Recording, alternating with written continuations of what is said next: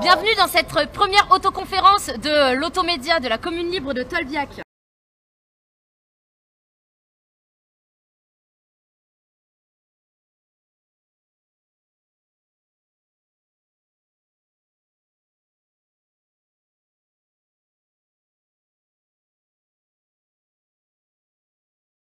Première chose qu'on a vue, c'était quoi? C'était un gars devant les grilles, avec la tête complètement explosée, une flaque de sang énorme.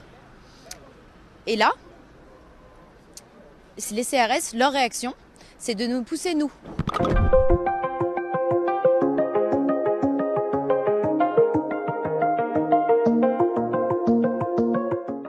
Personne qui, soi-disant, essayait de défendre nos camarades pour rentrer. Même pas d'aider la personne qui ne se relevait plus par rapport aux grilles. Non, c'était de nous pousser, nous, les premiers. À ce niveau-là, on a vu un camion de pompiers qui est venu chercher la personne qui est actuellement dans le coma, avec une hémorragie interne, donc on n'a pas de nouvelles, dans un coma profond. Et on a aussi 3 autres personnes qui sont blessées. Une parce qu'elle s'est fait marcher dessus, il faut savoir 2 fois, juste là. Parce qu'on nous a expulsés et on nous a nassés juste à l'angle. Il faut savoir qu'à ce moment-là, personne ne pouvait sortir, personne ne pouvait rentrer. La même personne aussi qui s'est fait nasser juste en voulant traverser le passage piéton parce qu'il avait la cheville cassée et qu'il avait besoin de s'allonger. Et dans la nasse, il n'avait absolument pas d'espace. Voilà. Ça a été pompier toute la matinée. Ça a été des cris, des pleurs, du gaz,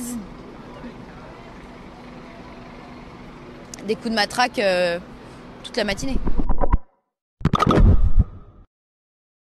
Les AG, elles sont organisées par des racisés, donc des personnes de couleur, pour entre eux parler des oppressions, parce que l'oppression, le racisme, c'est une oppression qui existe dans notre société et qui a toujours existé et qui existera peut-être toujours. Et donc ça, ces AG, elles sont organisées par des personnes racisées. Ces personnes, pour les AG en non-mixité de genre, c'est organisé par des femmes et des minorités de genre pour parler des oppressions, pour parler du sexisme en dehors, pour libérer la parole en dehors de tout ce qui est les hommes cis, blancs, etc., qui peuvent être des oppresseurs.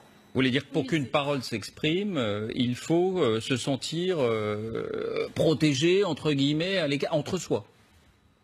Oui, mais évidemment, ces AG, elles sont minoritaires. C'est un atelier ici, c'est une AG ici. Il ne s'agit pas de faire de toute l'occupation en permanence une non-mixité. Mais l'inverse n'a pas lieu d'être, puisqu'il n'y a pas d'oppression des racisés envers les Blancs dans notre société qui soit systématique. Vous êtes allé dans...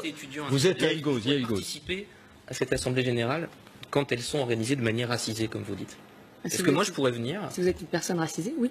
Qu'est-ce que ça veut dire, une personne racisée? Qu'est-ce que ça veut dire une personne racisée? À partir de quand on est français, racisé? dans un langage normal, c'est quoi? Ça veut dire quoi une personne racisée? Ça veut dire une personne qui n'est pas de couleur blanche.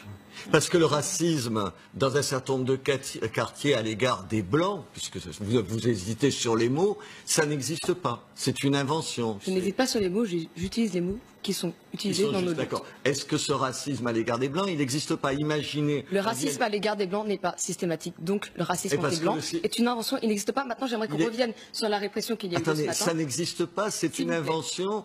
Mais enfin, vous vous rendez compte, mais vous sortez de la fac, vous allez dans des quartiers voir comment ça se passe. Ne m'infantilisez pas, je suis une jeune femme, je suis étudiante, je suis blanche, certes.